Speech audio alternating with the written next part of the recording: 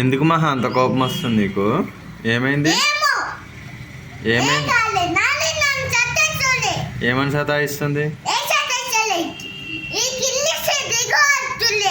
మరి నువ్వు ఆడ నిలబడితే కింద పడతావనే కదా దిగు అన్నది.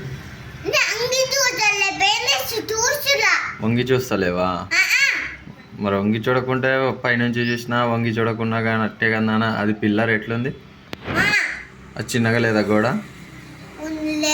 చిన్నగా లేదా? ఒకసారి చూసి చెప్పు. పెద్దగా ఉంది. నువ్వు నిలబడ్డానికి ఎంత ఉంది? కింద పడతావనే నాని చెప్పింది వద్దు అని. చెప్తే కోపమా?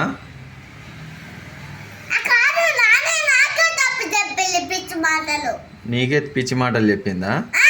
మీ నాని చెప్పిందా నీకు? కోపం తగ్గించుకో.